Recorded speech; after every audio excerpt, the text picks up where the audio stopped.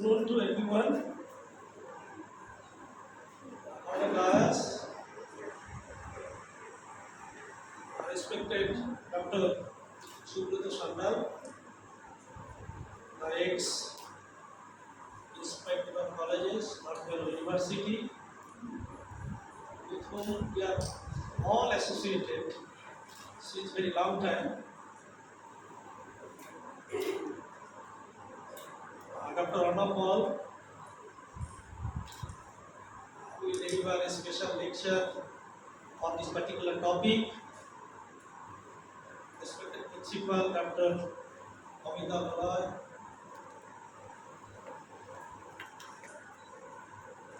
the other distinguished guests, including Principal Dr. Rao and Dr. Rajic,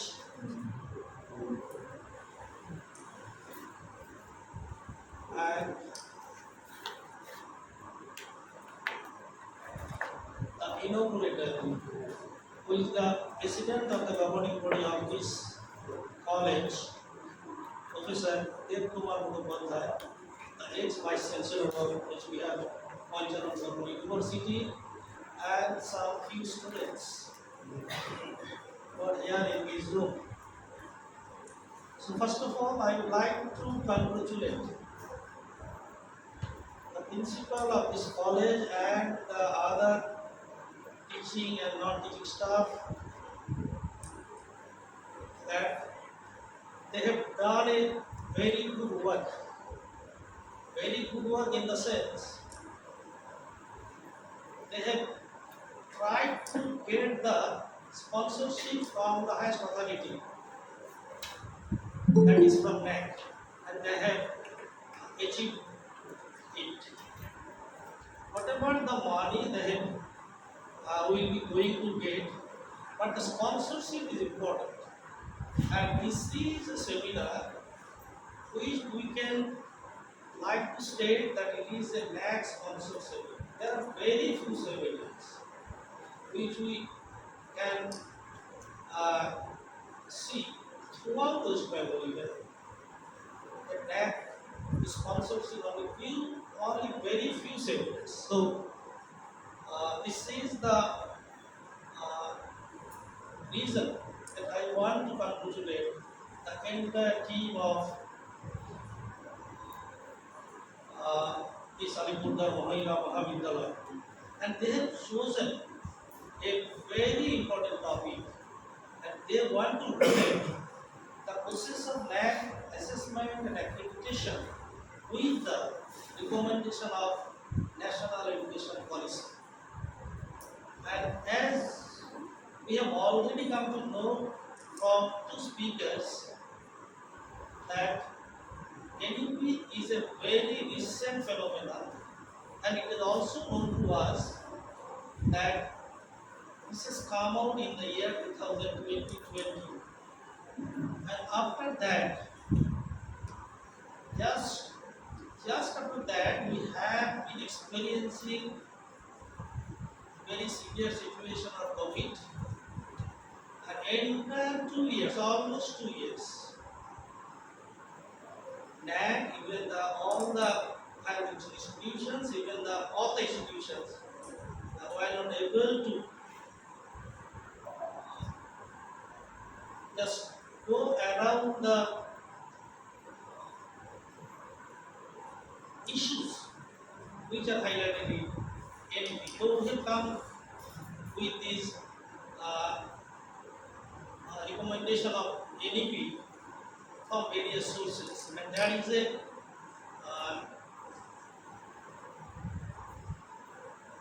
clear idea that what the NEP is going to do for our higher education institutions, especially. NEP does not mean that it is dealing with the higher education institutions.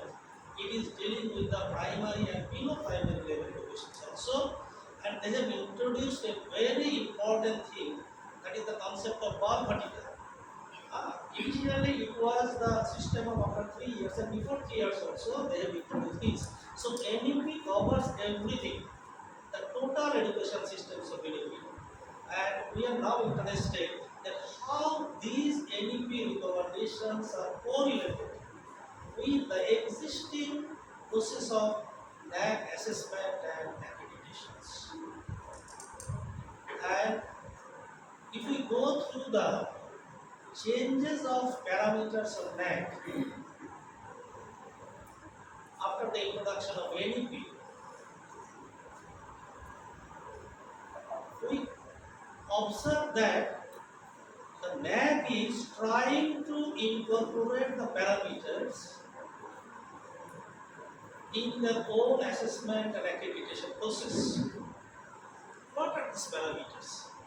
And they have started, I think within the coming 1 or 2 years, the NAAC will change all the parameters of the existing parameters, and the new parameters will be coming out, I think from the month of January 2024 itself.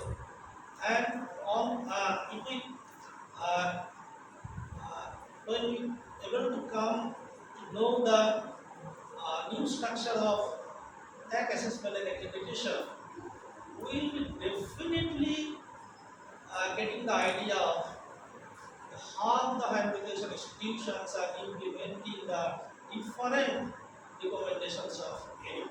That is the now we see that there are some parameters of NAAC assessment and accreditations, some of which are known as quantitative and some of which are known as qualitative parameters. And as we are very much aware that quantitative parameters are dominating over the qualitative parameters. 70% of the total assessment process is controlled by quantitative parameters, which the institutions are continuously updating their different data on the portal of All India,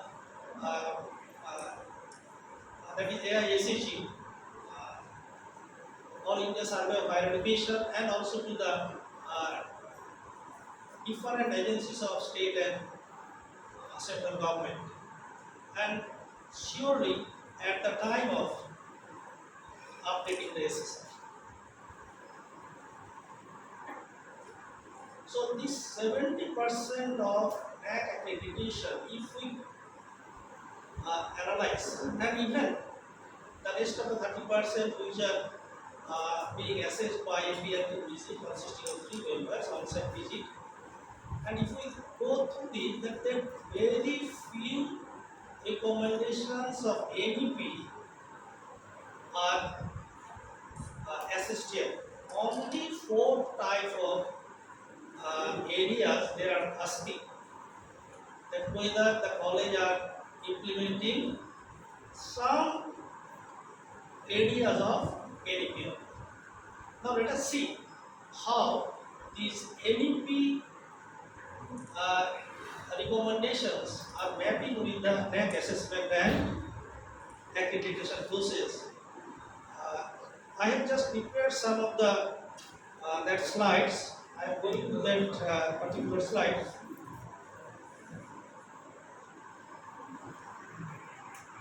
Let's see, this is the first recommendation which I want to highlight. This is outcome-based recommendations. Now, so far up to today itself, and I think up to this December 2023, the NAAC assessment, all the parameters of NAAC assessment and accreditation process are not entirely dependent on outcome-based educations, and they are now highlighting that how the institutions are concerned about the outcome-based education systems. Now, what are these? NEP recommendation emphasizes shifting from a content-based education system to an outcome-based one, focusing on holistic development of skill acquisition. Now, how the NAAC is connected? NAAC assesses institutions on their ability to define program outcomes, assess them, and use the data for continuous improvement. recruitment. Now, what are these relationships? Now, uh, all of us who are associated with the working of the NAAC, SSR, AQN, and IIP, everything, we know that there are certain areas, especially 2 or 3 areas are there, where we want to highlight the program outcomes and course outcomes. There are some programs in our institutions and there are some courses also, and we have to highlight the objectives of this course outcome and objective of this program outcome. Only we are writing the higher education institution, practically we are writing and copying from the other SSR of any other institutions, or and also from the university also. What does it mean? It means that we are not serious about our outcome based results. That is, outcome means the institutions are teaching, are giving teaching and learning atmosphere and environment to the students. Anything wants to know that now, after passing from the higher education institutions where they are, what they are doing. Not that after passing from, suppose from Alipurduar Mahavidyalaya, a student after graduating from this college, he has gone to any other higher institutions or university of any other higher education institutions. After passing from that institution, suppose that particular student is able to get a job. Now, what are we doing? The college, we are doing that, we are including the data of that particular student. That particular student, once upon a student of his Alipurduar, and that student now is placed on a particular job. Actually, the ADP or recently NAAC will be trying to know that exactly after passing from these institutions, graduating from any college, what they are getting, whether they are getting any placement. If they are getting any placement, then we can only incorporate that. That is after January 2024, when we will not able to incorporate the data of the pass out students from the university who once upon the students of our institution, we are not able to include that particular data. Already the NIRF, National Institution Ranking Framework, the other agency, they are not allowed this. They have already started. It only allows, suppose we are putting the data of 2023 of this session. So NRF wants to know that whether the students passing from the institution in the year 2022 or 21 or 2020, whether they have got any employment opportunities. That is, after the progression of the students from any university, they will be considered only in the respect of university, not in the respect of college. So these are the hurdles that are coming. Because what are the outcomes? That is very important, and that is the main recommendations of ADP. And also in near future, the NAAC will connect everything. Definitely, the entire process of NAAC accreditation will then be more difficult for the institutions which are running the undergraduate programs. Because it is practical, it is true that from these areas who are graduating, they are not getting any employment opportunities. Employment opportunities does not mean any government opportunity. It means any non-government opportunities.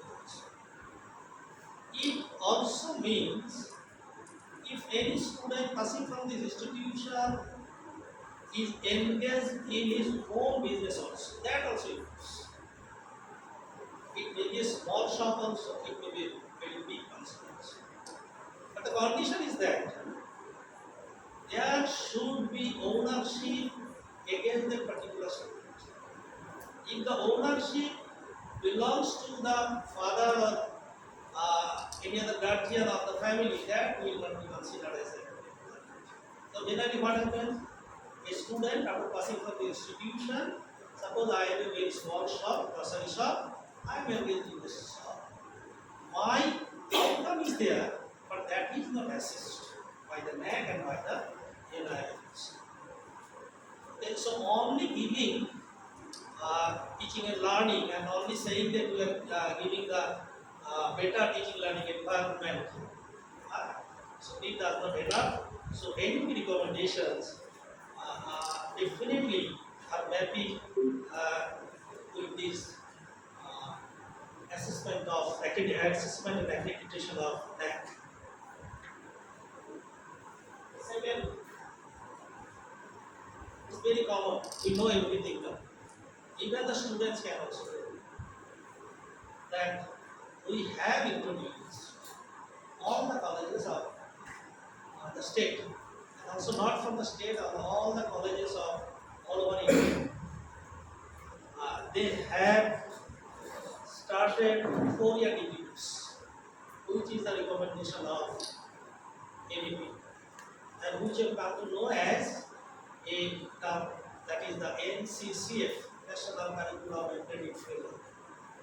This is the part of NAP. That is, sometimes the government of West Bengal is saying that we are not implementing NAP, we are implementing NCCF.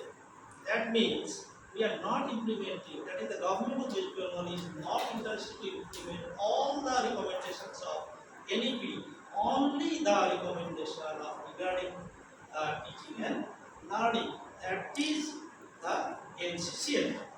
Now, in NCCF, there is the recommendation of multiple entry and exit. And I think in all the universities, it may not include one or two universities of West Bengal, but most of the universities are giving this opportunity of multiple entry and exit. What is the meaning? In the NEP, it clearly means that a student after passing first year, that is first and second semester, if they want, they may exit the system, they may exit from the institutions. And within the specified time, what is the specified time? In NCCF, it is clearly mentioned that a student admitting in a 4-year degree course, that course must be completed within a 7 years of span.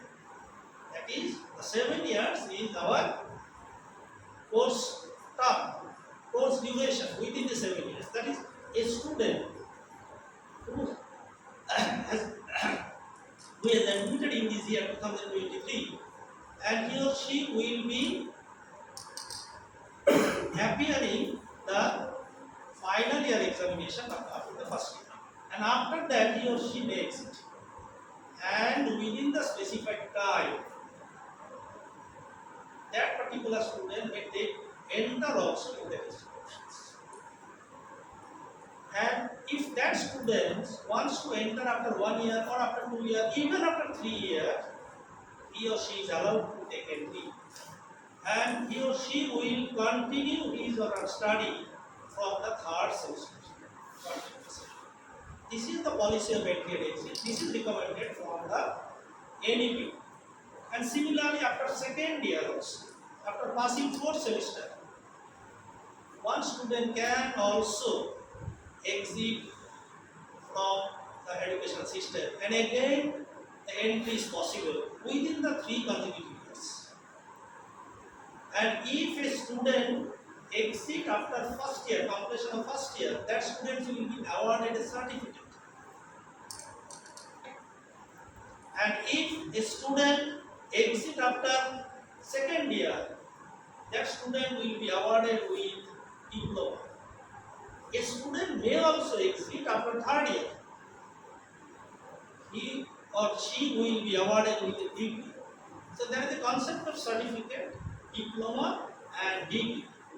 So if a student, now in this existing system, before this 4-year introduction, if any student drops out after first year or after second year, he cannot come or she cannot come. He has to meet in new admission. Now that is the scope. Okay? And with the certificate, now the student is eligible to get any job or employment. Even with a diploma and even with the using degree. And other students, if they continue up to fourth year, they will be awarded with 2 degrees. Okay, we know honors or honors with research. So multiple entry and exit, which was another important recommendation of ADP, already that is accepted by the higher education institutions. Okay, that means how much the institutions are flexible. How much the institutions are flexible. Flexibility is important. In the earlier system of CBCS, there was not such scope of flexibility. So students are getting this type of opportunities because after 4 years, after 3 years, or after 1 or 2nd year, any student is eligible to take entry into the job market. And that's why the NEP has recommended all the practical courses, not the traditional courses. And if you see the structure of North Bengal University, also even the structure of Kumbhar Panchalpur University, and even also the structure of other universities also, we have already, the students have already also able to come to know that some courses are known as ACC, Skill Enhancement Courses, which are basically designed to equip the student to get the job employment opportunity in the market.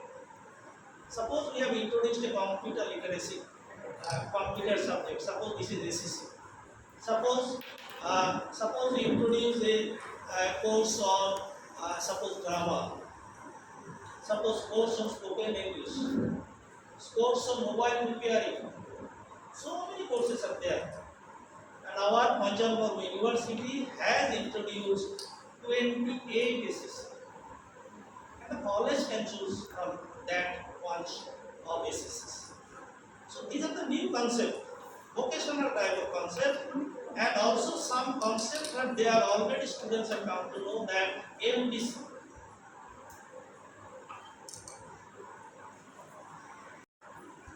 There are also restrictions.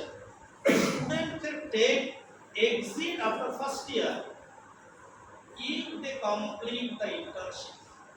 This is very, very important. They have introduced, that is the NCCF has introduced the concept of internship. Earlier it was not there. And compulsorily with the exit option, this completion of this course, that is the internship course, is important at us. Earlier, what we were seeing that internship associated with the professional courses like engineering, medical, or management courses. Now internship is compulsory for all the students. So these are the different things, and NAAC connection is that also these multiple entry and exit. NAAC assess whether institution provide these flexible entry and exit options. I have already discussed this. Next, curriculum reforms. Regarding curriculum reforms, NAAC recommends a flexible curriculum with a focus on multidisciplinary education and the inclusion of practical and vocational components. Already I have discussed that this NEP and the NCCF also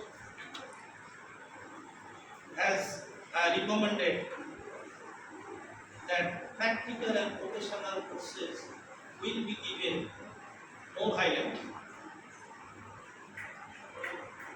And if I am not wrong, recently before 4 or 5 months, the Maharashtra government has already decided that they will not continue with the traditional subjects, traditional classical subjects, they will not continue. The undergraduate institutions will offer only the vocational and the practical subjects. They have already taken the decisions. So what will be the fate of these classical subjects like history, like these particular subjects? Okay. So total scenario is changing, flexibility is coming, and NAAC is also assessing the institutions and will be assessing the institutions to ensure it aligns with industry needs with a research focus and promotes interdisciplinarity.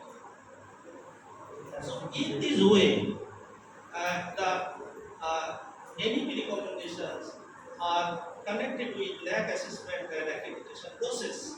Next, use of technology is another important recommendation of NEP. NEP encourages the use of technology for teaching. And what is the NAAC connection? We already know, all the stakeholders of any undergraduate institutions already know that use of ICT materials is very important. Information and communication technology materials is very important. That's why the colleges are taking the classes of PPT phones and also have installed so many smart TVs also in so many colleges and also the smart classes including LCD facilities. So what does it mean? That if we are not doing this, we are not getting the marks from the NAAC. This is the compulsory. We may introduce, we may not introduce also. But in the coming future, NAAC will definitely make it compulsory. And all these subjective parameters, I think these all will be, not all will be dropped, but most of them will be dropped. So, use of this technology is an important recommendation also. Next, this is another vital recommendation: teachers training and development. Continuous improvement, faculty improvement is very important. So, the teachers, the faculty should have to be updated with the recent technology or recent improvement or recent research areas of their own subjects or own areas. So definitely there will be the scope for improvement for the teachers. What does it mean? Suppose I am a teacher, I have been given an opportunity to get a training on 2 or 3 months in suppose GIS mapping or remote sensors. Vital thing now. There is one institution, that's one institution in Dehradun, that's one institute for remote sensing. They are offering these courses, 2 to 3 years, 3 months courses, free for teachers, free. Okay, only we have to recommend the teachers. The principals will recommend the teachers. What does it mean? I am giving this example. Suppose a teacher, after getting training of 2 or 3 months in a reputed institutions on a particular topic on GIS or remote sensing, whether these benefit will be pocketed by this individual teacher? No. The concern is that the students will be benefited by the training of this teacher. The teacher will be able to give more and more to that particular students. Okay, so if we are trained and this is a regular phenomenon, so definitely the students will be benefited and the students who will be benefited in such areas where there is not such scope. So there may be more scope of job opportunities. In our college, I am giving an example. We have started one courses on uh, geoinformatics. This is a new course from 2020 onwards. We have started this courses with the approval of UGC. That is an online competition. We participated in it and we get the approval. We are conducting two courses. One is certificate course for 6 months, another is diploma course for 12 months. In West Bengal, only one institution in Howrah, they are offering these courses. And except these Howrah institutions, we are offering this courses. And they are taking 80,000 for 1 year course, and we are taking only 10,000. And we have collaborated with 3 major companies of these areas of geoinformatics. And just 2 days before, 10 students have offered the job from these companies. From this course, certificate and diploma course. And the students of not only of Gujarat, they are studying here, the students of Calcutta also they are coming and they are taking their advantage. And what we have done, we have sent 2 teachers in the Dehradun institutions. And they have got training for 3 months there, free of cost. Only we have to forward that. So this is a kind of outcome-based that scenario, outcome-based education. That the student after passing any certificate or diploma or degree, what they are doing now. Okay, so teacher's training is also very important. Next is this is another controversial issues, that autonomy and academic freedom. This is really very controversial issue. So controversial that autonomy will be better or not. That is the issue. But recently, before this 15 or 20 days maximum, the UGC has organized an online virtual meeting with the head of the institutions of NAAC accredited institutions of study, West Bengal, Jharkhand, Bihar, Assam, and all other northeastern states. And they have given us the idea that UGC has given the opportunity for autonomous status of the colleges. How many institutions can get the autonomous status? They have said that it is also written, there is an act also, we can get it from the UGC website, that any institution having a valid NAAC score, it may be above 1.5, valid NAAC score. That institution is eligible for autonomous status. And already, before that also, already 4 important colleges of Medinipur district has gained the status of autonomous. Very important institutions, all these. And the NAAC accreditation, if you go all through the NAAC accreditations of these institutions, they are all A or A+. Now, what is the benefit of autonomous status? The benefit is that we should not depend on the university. Institution is autonomous in the sense that the institution can offer any course. That is, introducing the courses is the autonomy, nothing else. The degree will be awarded by the university. Degree will be awarded by the affiliate university. As a parent university. Yes, parent university. Suppose our institution has opted for autonomous status. Until the validity of NAAC accreditation, we can offer the students different courses as autonomous college. But if we are not under the, just after the expiry of the validity of NAAC accreditation, again the students will become under this university system. Degree will be awarded by the university. But no financial assistance from government. As usual, the state government is giving the financial assistance, the salary and the other things, and from no other areas we are getting nothing.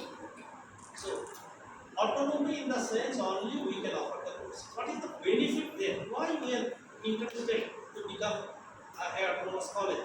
Already the different colleges of Assam, uh, they have opted for it. And I can firmly say that within 2 months, uh, 20 to 25 colleges of Assam will be autonomous. What is the benefit? Suppose for introducing any course, we have to submit our application to the higher education department. In our college, in the year 2019, we have submitted 2 applications to the government, state government. That we want to introduce 2 courses, PG courses of self-financing mode in Bengali and Sanskrit. In our college, we have 2 PG on self-financing courses. One is English and another is geography. Now we want to introduce this course. Now see, after 2019, 2020, 21, 22, 23, nothing we have received. No permission.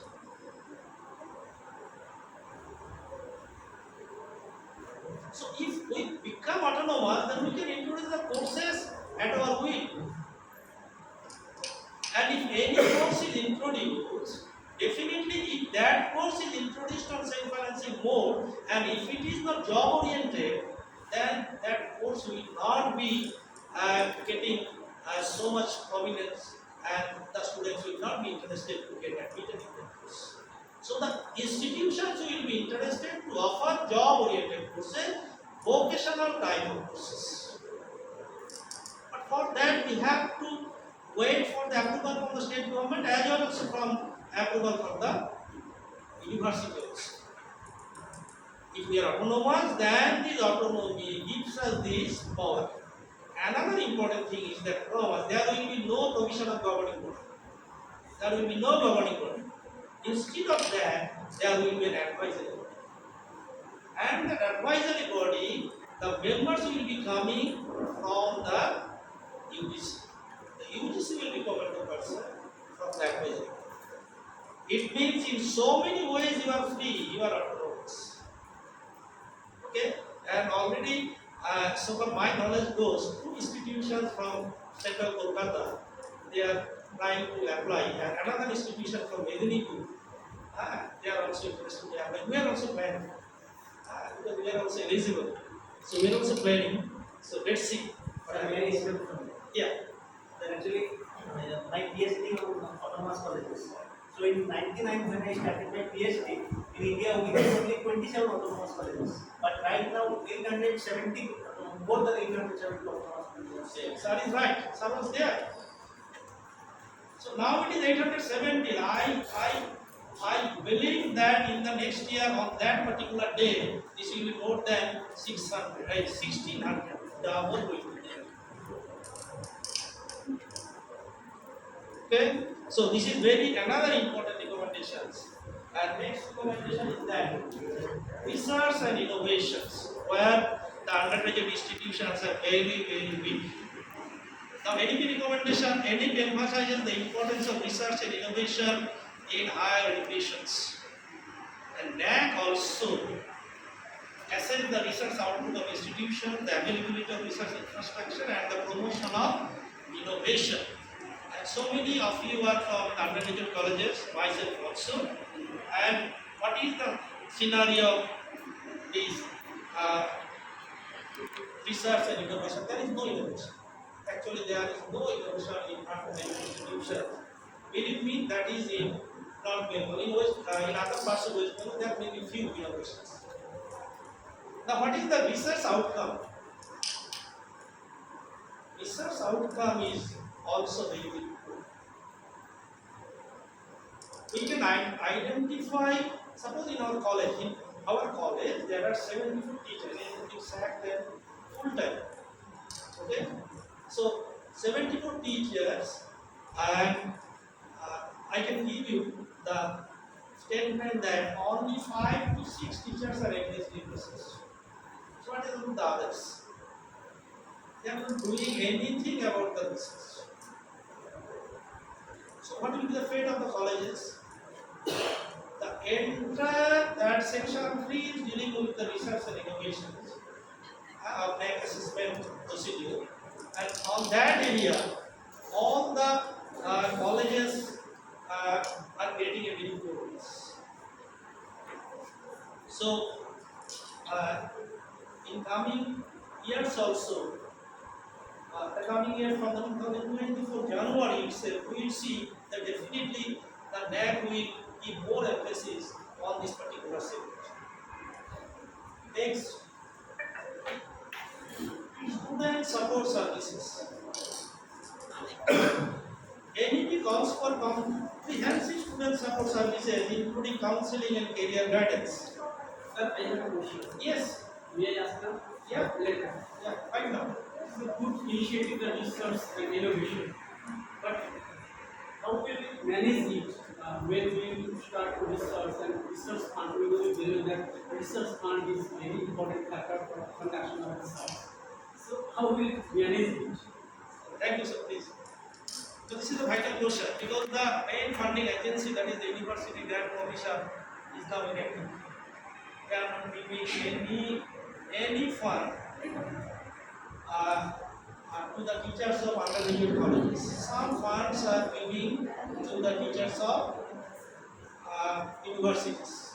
Okay, and UGC, beyond UGC also, there are so many organizations, central government organizations, they are giving frequent funding. BST funding is there, very good funding BST are giving.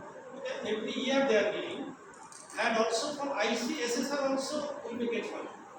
And recently there is the advertisement of ICSSR. Up to the end of October there will be the scope for apply. Please apply, you may also get the opportunity. But nowadays what are happening? Practically it is we can say that though we are teachers from undergraduate level, though we have so many capabilities also, etc., or very good that record also of publication. But when they apply for college, these authorities are not interested to get the give the fund. But you are from universities, you are getting very easily the fund. These are happening. Even the research institutions, they are getting the fund. Recently, just 1 month before, I had a collaboration with this Indian Institute of Science, Bangalore. I personally had a collaboration, and with the help of another teacher from statistics department, we have submitted one project on to the DST, and we have been given the funding. 20 lakhs we have been given, and the work will be on this overseas. Okay, that is the fund is there.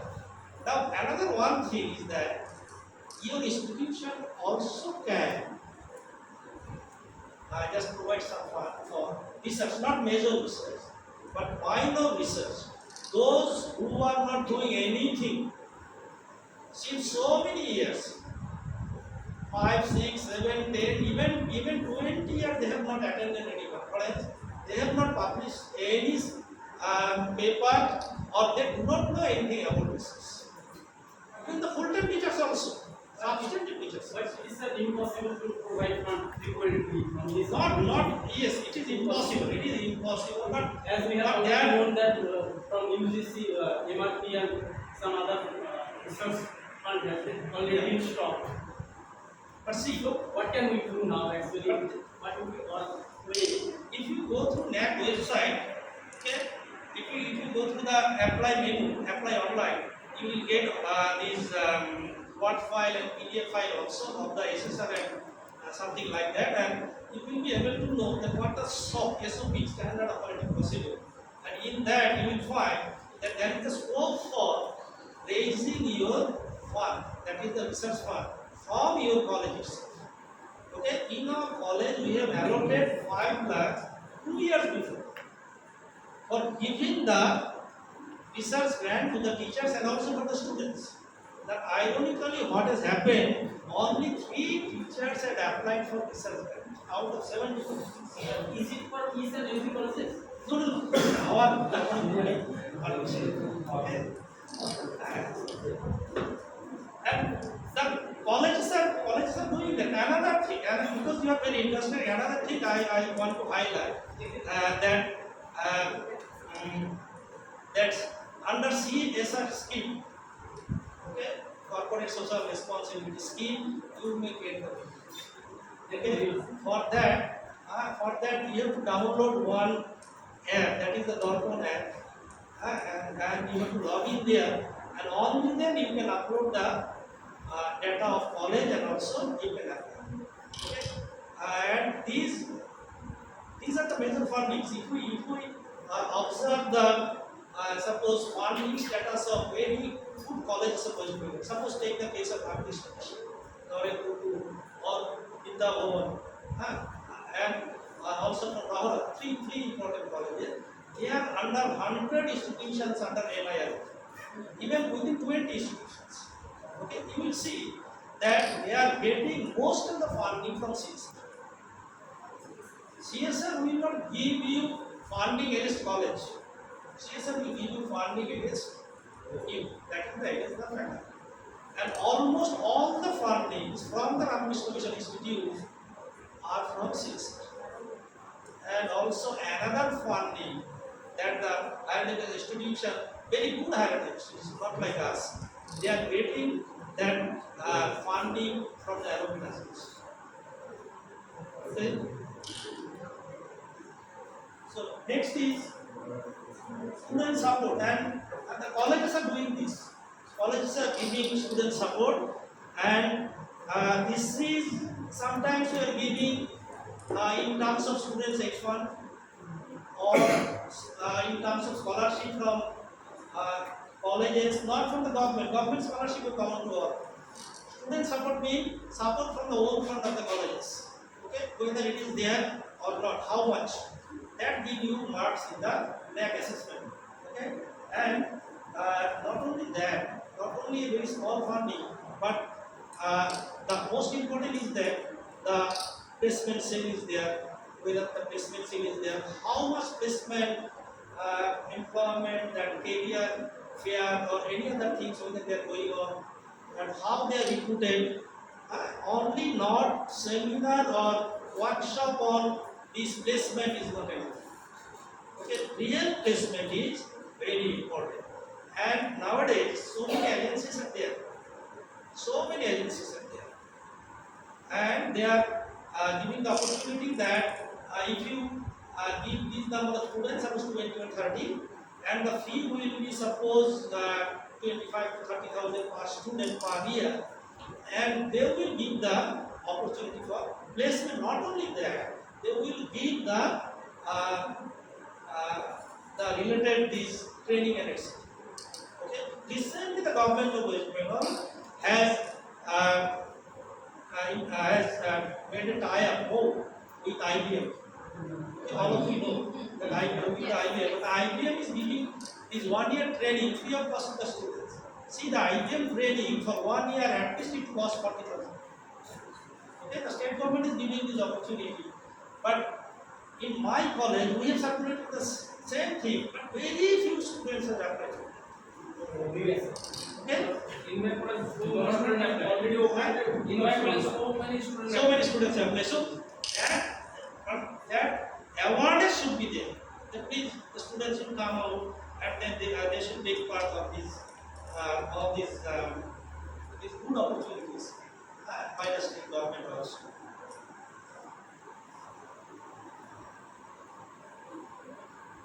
So next, and that is the ultimate objective, that is the quality assurance.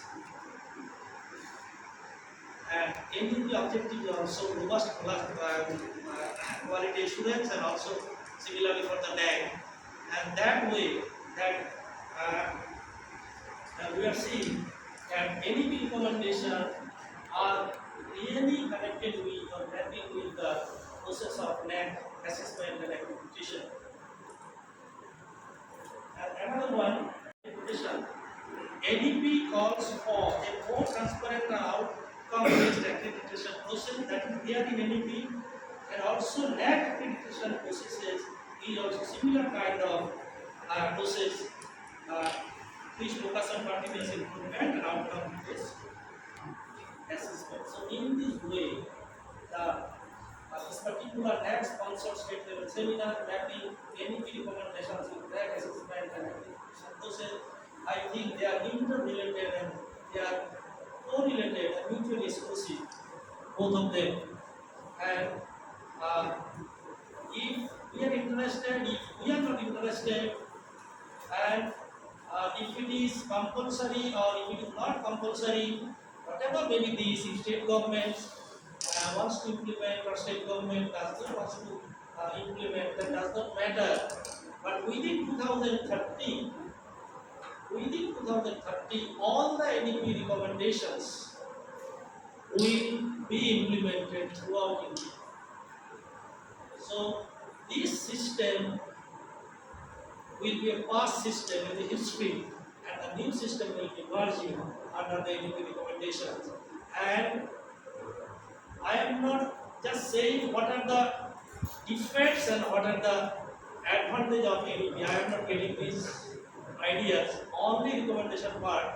And definitely any system has so many positive points along with so many negative points. And all these NEP recommendations, in a nutshell, if we say that all these NEP recommendations are only for those students, for those institutions which are viable, who can afford everything. That is, we are going for 100% privatization. Thank you all.